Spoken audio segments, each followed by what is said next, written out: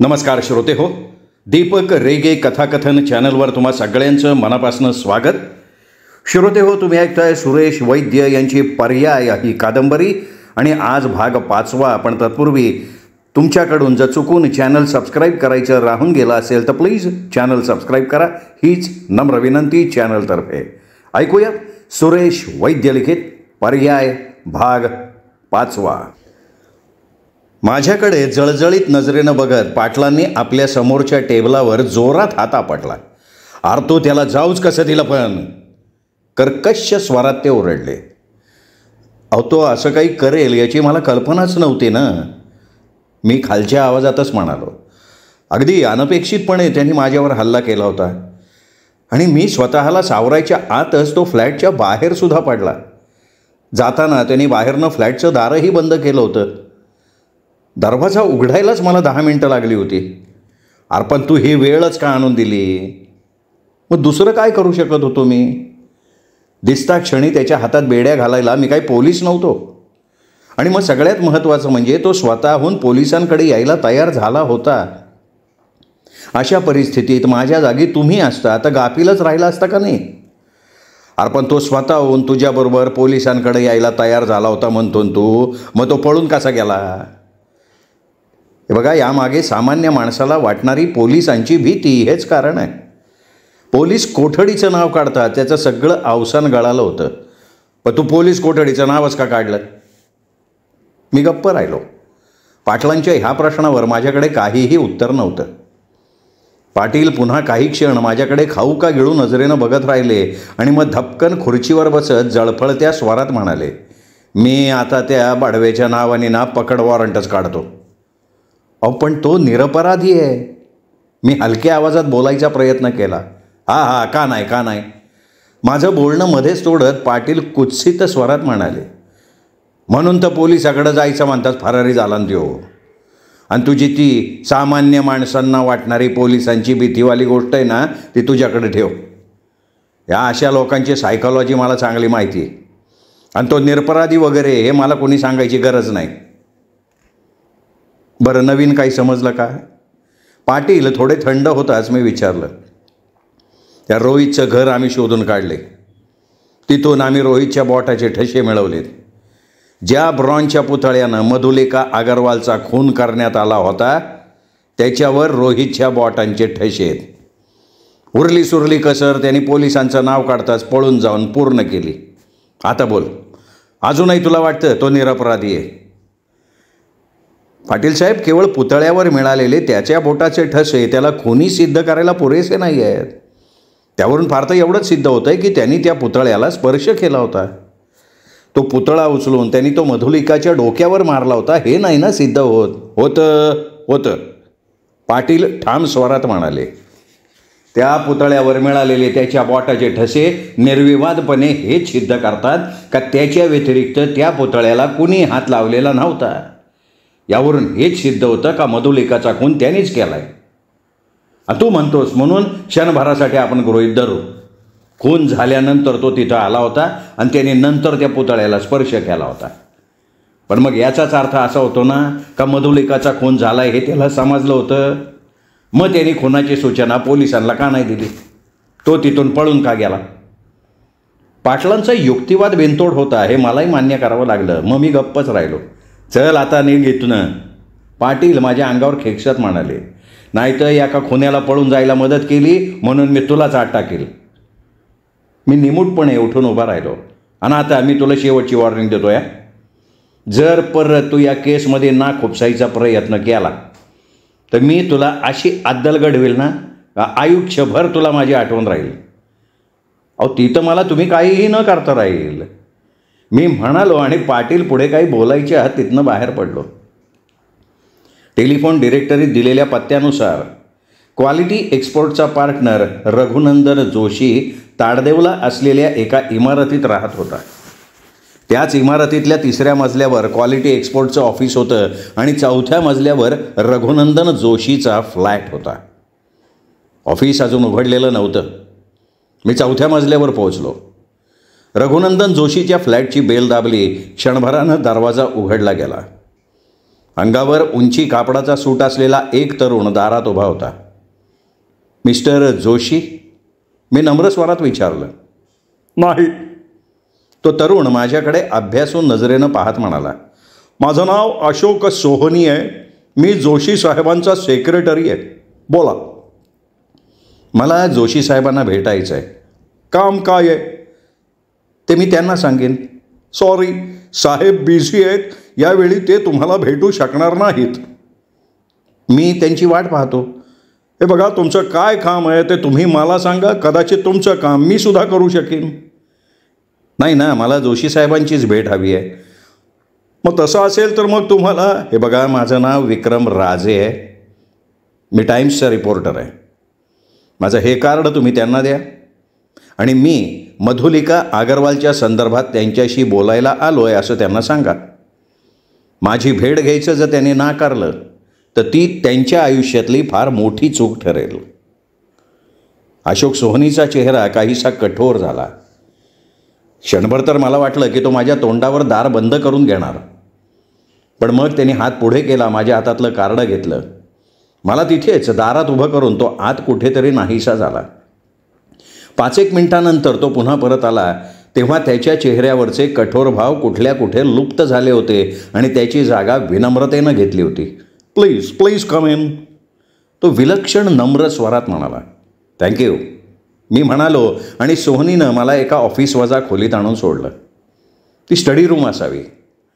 खोलीतल्या एका लांबलचक टेबलाच्या मागे एका एक्झिक्युटिव्ह चेअरवर एक भारी भक्कम शरीराचा माणूस बसला होता.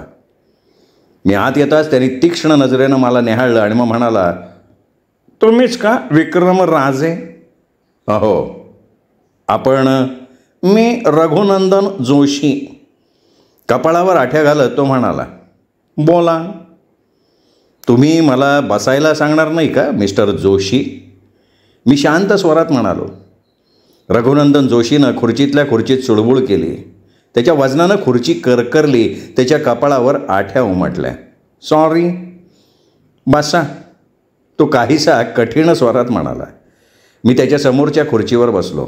हां, आता बोला. आणि हां, जे काय बोलायचं आहे ते लवकर बोला. माझ्याकडे जास्त वेळ नाही आहे. मिस्टर जोशी, जे मी तुम्हाला सांगायला आलो आहे ते ऐकल्यावर मला खात्री आहे की माझ्यासाठी तुमच्याकडे भरपूर वेळ असेल. मी ऐकतो आहे. तुमच्या पार्टनरचा खून झाला आहे. तुम्ही त्या मधुलिका अग्रवालबद्दल बोलत आहात का? हो. मग मला माहिती आहे ते. आजचं वर्तमानपत्र मी वाचलं आहे. हेच सांगायला आला का तुम्ही? नाही, मी त्यापेक्षा अधिक काहीतरी सांगायला आलो आहे. काय ते? हेच की काल रात्री मधुलिका अग्रवालचा खून झाला. त्या सुमाराला तुम्ही मधुलिका अग्रवालच्या बंगल्यावर गेला होतात आणि ही गोष्ट अजून ना वर्तमानपत्रात छापली गेली आहे ना पोलिसांना समजलेली आहे. जोशी पुन्हा एकदा खुर्चीतल्या खुर्चीत चुळबुळला. अहो, तुमचा काहीतरी गैरसमज होतोय बरं का. काल गेलो नव्हतो मी तिथे. स्वतःला सावरत तो जोरात म्हणाला. काल रात्री 8:30च्या सुमाराला तुम्ही मधुलिका अग्रवालला फोन केला होता, पण ती तुम्हाला ओळखत नव्हती. म्हणून तुम्हीच तिला आपली ओळख करून देत सांगितलं होतं की क्वालिटी एक्सपोर्ट नावाच्या कंपनीत तुम्ही तिचे पार्टनर आहात आणि एका महत्त्वाच्या विषयावर चर्चा करण्यासाठी तुम्ही तिची ताबडतोब भेट मागितली होती. पहिल्यांदा ती तुम्हाला भेटायला तयार नव्हती, पण नंतर तुम्ही जास्तच आग्रह धरल्यामुळे तिने तुम्हाला भेटायला यायची परवानगी दिली होती आणि त्यानंतर तुम्ही तिच्या बंगल्यावर गेला होतात. शेवटच्या वाक्यावर जोर देत म्हणालो. हे बघा, आणि ही गोष्ट तुम्ही माझ्यासमोर नाकारू शकता, पण जेव्हा टाइम्सच्या माध्यमातून हीच गोष्ट पोलिसांना समजेल ना, तेव्हा पोलिसांसमोर तुम्हाला ते नाकबूल नाही करता येणार. रघुनंदन जोशीची खुर्चीतली चुळबुळ आता आणखीनच वाढली होती. तो कमालीचा अस्वस्थ झालेला दिसत होता. मिस्टर जोशी, मी त्याच्याकडे एकटक नजरेनं बघत म्हणालो, मधुलिका अग्रवालला जिवंत पाहणारे तुम्ही शेवटची व्यक्ती. नाही हो, मी नाही आहे. जोशी उसना अवसान आणत तीव्र स्वरात म्हणाला. मधुलिकाला जिवंत बघणारी शेवटची व्यक्ती तो खुनी माणूस होता. मी तर तिला अगदी हालती चालती जिवंत अवस्थेत सोडून आलो होतो तिथे. अच्छा, म्हणजे तुम्ही तिथे गेला होतात हे तुम्ही कबूल करताय. तुम्हाला नेमकं काय हवं आहे मिस्टर विक्रम? मला मधुलिका अगरवालचा खुनी हवा आहे. या खुनामागचं रहस्य मला शोधून काढायचं आहे. पण ते काम पोलिसांचं आहे, त्यांना करू द्यात ना ते. तुम्ही बहुतेक व्हिजिटिंग कार्डवरचा माझा परिचय पूर्ण वाचलेला दिसत नाही आहे जोशी. मी न्यू इंडिया टाइम्ससारख्या एका प्रतिष्ठित वर्तमानपत्राचा रिपोर्टर आहे आणि आमच्या वाचकांना फर्स्ट हँड रीडिंग मॅटर देणं हे माझं कर्तव्य आहे. आणि त्यासाठी पोलिसांच्या अगोदर या खुनाचं रहस्य उलगडण्याचा प्रयत्न तुम्ही करताय. हां, अगदी बरोबर. आपल्या पेपरच्या वाचकांना फर्स्ट हँड रीडिंग मॅटर मिळावा एवढाच तुमचा यामागचा हेतू आहे. मी गप्प राहिलो. ते जाऊ द्या. मी मधुलिकाच्या बंगल्यावर गेलो होतो हे तुम्हाला कसं समजलं? आता याला ते सांगावं का नाही या विचारानं मी क्षणभर थांबलो आणि नंतर म्हणालो, मला रोहितनं सांगितलं. तुमचा फोन आला तेव्हा तो तिथेच होता. तर मग रोहितनं हे पोलिसांनाही सांगितलं असेल ना? जोशी काहीसा अस्वस्थ होत म्हणाला, नाही, अजून तो पोलिसांच्या हाताला लागलेला नाही आहे. हे बघा, खुनाच्या रात्री मी मधुलिकाच्या बंगल्यावर गेलो होतो ही गोष्ट पोलिसांना समजू नये अशी माझी इच्छा आहे. जोशी काहीशा विनवणीच्या सुरात म्हणाला, का बरं, का? नाही, मला पोलिसांच्या लफड्यात अडकायची इच्छा नाही हो. या बाबतीत तुम्ही मला मदत करू शकाल का? हे बघा, तुम्ही गप्प राहण्याची जी काही किंमत मागाल ती द्यायला मी तयार आहे. मी एक मोठी जांभई दे तोंडासमोर चुटकी वाजवली, मग हवा पाण्याच्या गप्पा माराव्यात तशा स्वरात म्हणालो, जोशी साहेब, बाहेर काय हवा छान पडली आहे नाही का? जोशीने एक दीर्घ निश्वास सोडला, मग हलक्या आवाजात म्हणाला, विक्रम साहेब, जर मी तुम्हाला सगळं काही खरं खरं सांगितलं आणि ते ऐकल्यावर काल रात्री मधुलिकाशी झालेल्या माझ्या भेटीचा तिच्या खुनाशी काही संबंध नाही हे तुम्हाला पटलं तर तुम्ही आपलं तोंड बंद ठेवाल? हां, हे होऊ शकेल.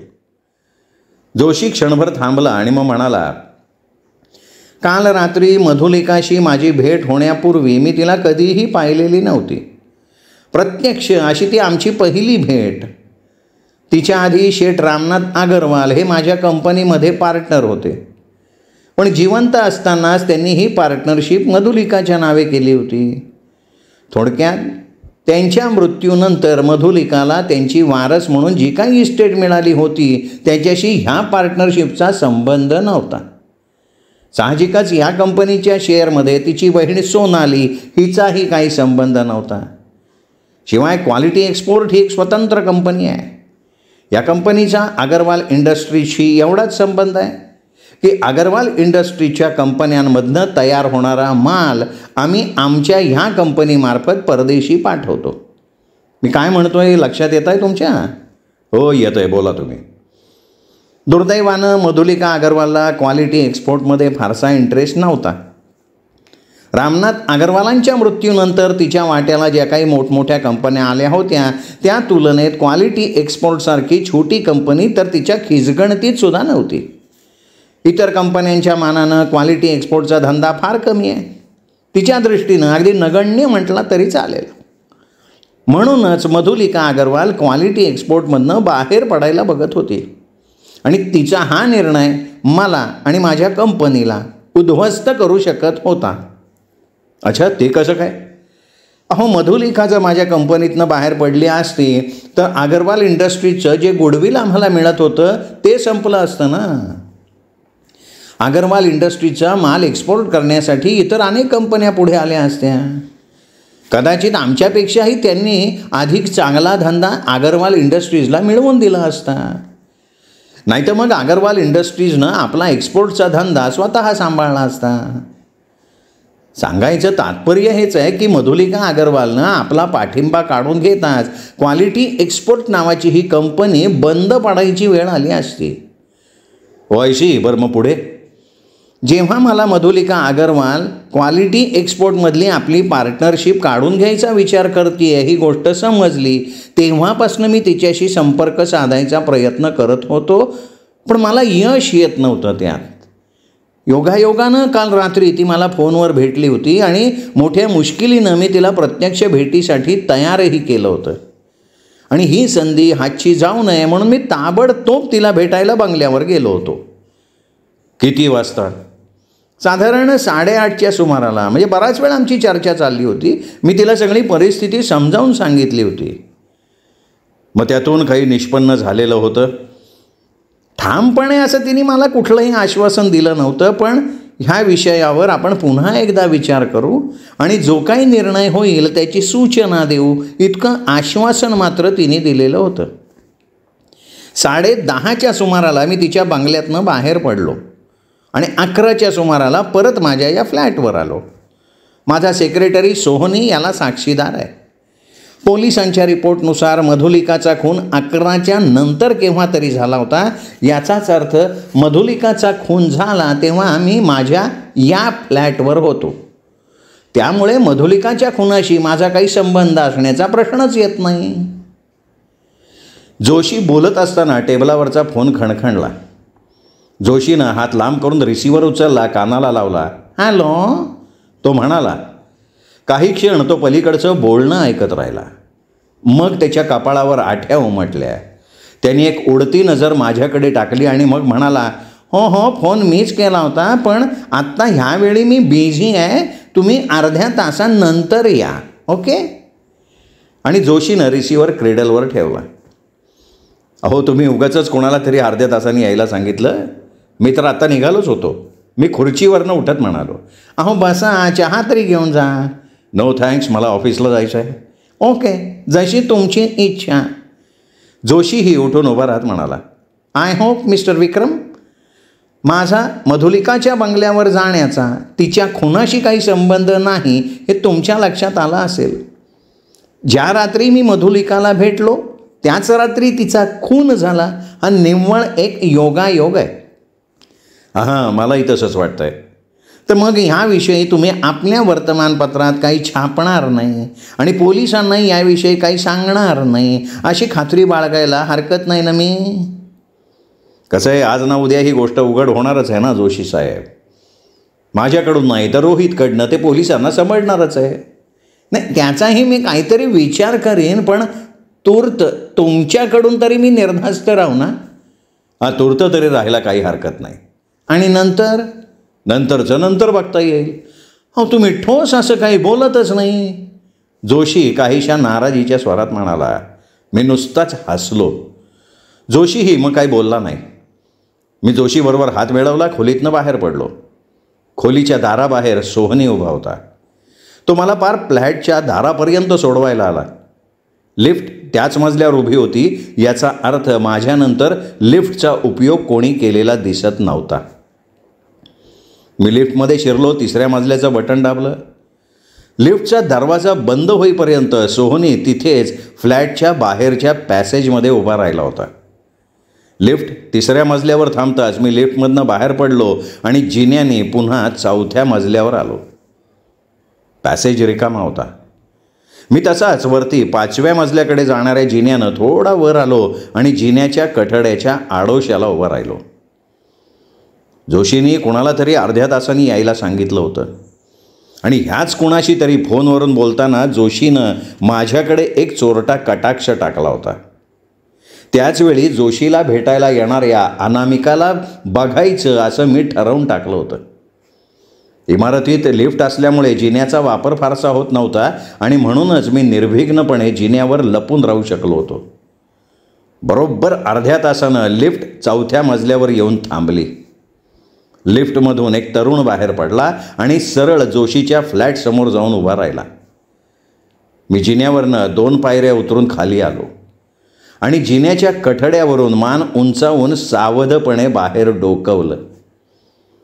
जोशीच्या फ्लॅटसमोर उभा असलेला तरुण दुसरा तिसरा कोणी नव्हता, तर तो कौशल होता. श्रोते हो, हा होता पर्याय ह्या कादंबरीचा भाग 5वा. 6वा भाग उद्या. तोपर्यंत नमस्कार मित्रो.